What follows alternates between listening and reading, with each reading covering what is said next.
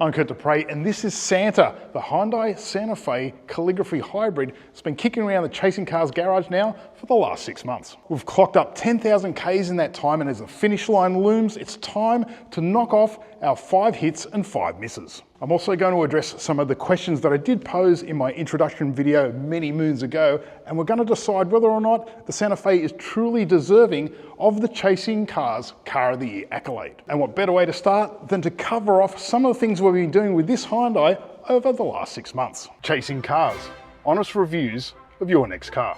Brought to you by Budget Direct.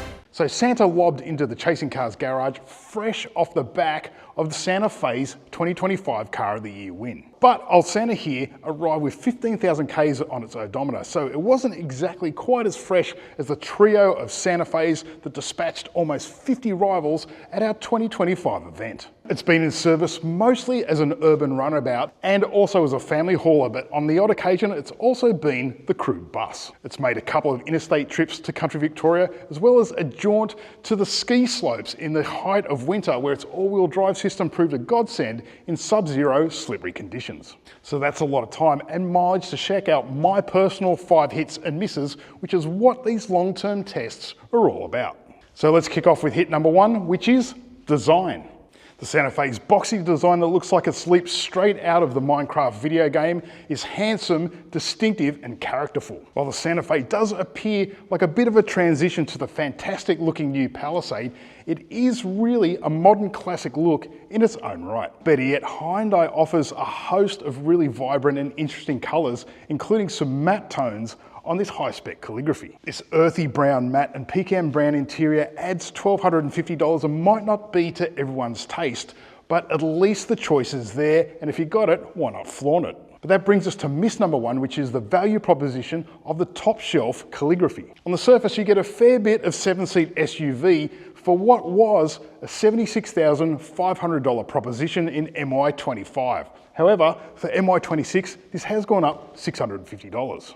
Add the fancy patent interior and you're now looking at around 85 grand parked up in your driveway, and that's before you splurge the extra $500 for the 6-seat configuration with a rear captain's chairs. Value is decent, but the relative value to the rest of the Santa Fe range starts to look pretty ordinary, and we found that out when we compared our top shelf Santa here to a base front drive petrol. That base car was under 54 grand list and under 58 grand drive away, and was such outstanding value that many of the crew here actually preferred the base car to our flagship. The base car really reinforced to us that you can strip away plenty of the features to try and drill down to a price point, but it's really difficult to engineer out its inherent goodness. Hit number 2 is one of those key areas of goodness that is hard to strip out: practicality. The Santa Fe's boxy form affords excellent space across all 3 rows of seating, and the fine packaging smarts affords some really clever storage across each individual row. The sense of space is generous and the design is quite useful and clever, and it still remains supremely comfortable even when you load it up with 7 adults. But miss number 2 is payload, or specifically human payload, if you're planning on hauling around 7 adults on a regular basis. You see, the Calligraphy Hybrid weighs in at around 2.1 tonnes, but its gross vehicle mass is 2,680 kilograms. Permissible legal payload then is exactly 575 kilos. Now, the individual crew members at Chasing Cars weigh between 75 and 100 kilos, depending on the validity of personal claims. And without getting too scientific about it, our best guesstimate is that Chasing Cars 7-Up weighs around 600 kilograms. And that guesstimate seems legit given the noise that the suspension was making crashing off its bump stops during one 7-Up trip for lunch. And that's before you add any luggage. You can read all about that in our written review under the crosshead that says 7 seats. Just because you can doesn't mean you should. But that's the only banging and crashing we've experienced, because hit number 3 is reliability, and it's been absolutely unstoppable over the last 6 months and 10,000 Ks. There's no real need to dwell on this point other than the fact that it has been dependable and reliable 24/7, even in the -0 degrees of winter at the ski fields. And even if some of its systems have been prone to a little bit of a whinge here and there, but more on that later.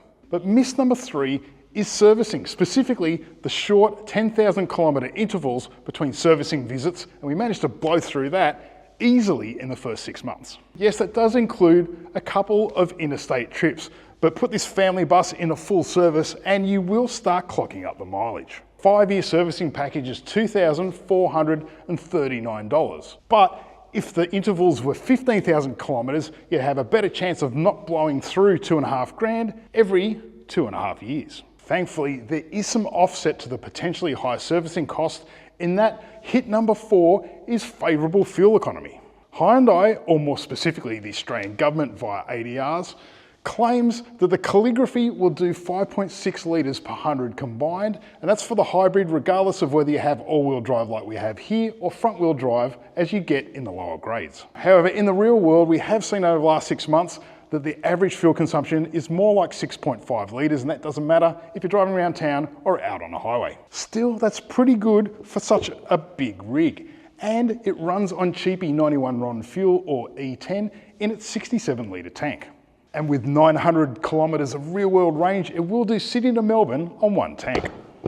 Then there's the huge boot space, which is 628 litres in the hybrid and an extra 14 litres when you do get the petrol versions. It expands to just under 2,000 litres as a 2-seater, and we've used it to maximum effect over the last 6 months. Letting in gear such as full-size bikes with the front wheel still on, a motorcycle, and even a set of 6 wheels and tyres for a race car when the Santa Fe played a support vehicle for some family motorsport. So it's like having the load practicality of a ute, but with all the security that you get from a plus-size wagon. But miss number 4 is that fuel economy apart, the alternative to this powertrain in the 2.5 litre turbo engine is a much preferable option. For a start, its 206 kilowatt output really outpunches the 172 kilowatts of the hybrid. And with 422 newton meters, the pulling power of the turbo petrol engine really outstrips the hybrid's 367 newton meters.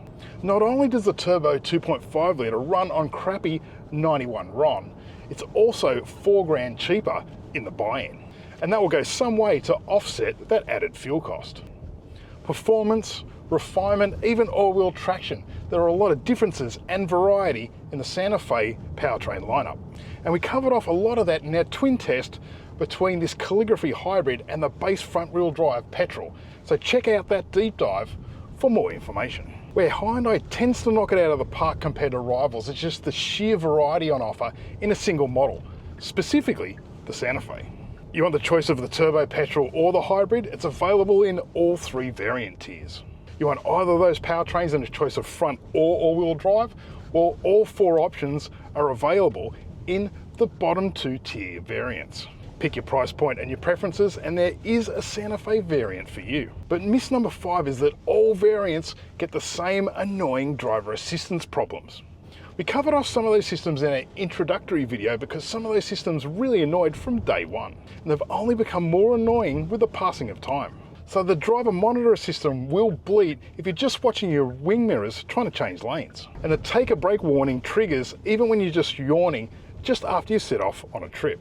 Whatever off buttons you get are buried in sub-menus that take forever to boot up after each restart. That's not such of a chore on the daily commute, but on the weekends, when you're constantly in and out of the vehicle 12 times or more with the kids, that rig morale gets really frustrating. It is a problem that seems to be systemic with Korean cars, a lot of Chinese cars, and some offerings from Japan. But it's not a problem, nor is it fitted to many other new car alternatives out there at the moment because it's not required by law. And until local importers fix this issue in local cars, we will keep on banging on about it in reviews. So that's 5 strong hits and 5 misses that, when it's all said and done, don't knock the Santa Fe off its 2025 Car of the Year perch. In fact, some of those misses don't even count if you choose variants below the flagship Calligraphy. What's really important to remember is that 3 different variants, so that's 3 variant tiers plus 2 different powertrains, collectively won Car of the Year for Santa Fe. And what we've learned in the long-term experience is that the Calligraphy hybrid all-wheel drive as a 7-seater isn't exactly what we'd call the sweet spot. So let's address some of those Car of the Year questions that I posed in the first video. So no, Santa's brown interior does not look like a 1970s Italian supercar, at least not nearly as much as the forest green and cream interior we had at Car of the Year. And it doesn't seem $150,000 worth inside without the 6-seat luxuries. We said back at Car of the Year that the 2.5 litre turbo is vastly better than the 3.5 litre V6 replaces. And that's definitely true, but that's not the engine fitted to this example. And while yes, the hybrid's fuel economy is pretty amazing, it certainly isn't our favourite of the two available powertrains. The Santa Fe does waft along country roads and freeways and not at the expense of dynamics, but that is certainly the case with the lighter turbo petrol versions. And while Santa Fe is good in virtually every key area and almost faultless, that doesn't ring as loudly in this particular variant. That all said, Santa has been a very fine chariot, just not our pick of the litter.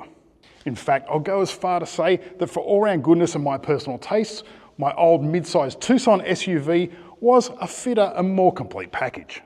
So that's what I think, but how about you? Put your thoughts in the comments below. Don't forget to subscribe while you're at it, and as always, thanks for watching Chasing Cars.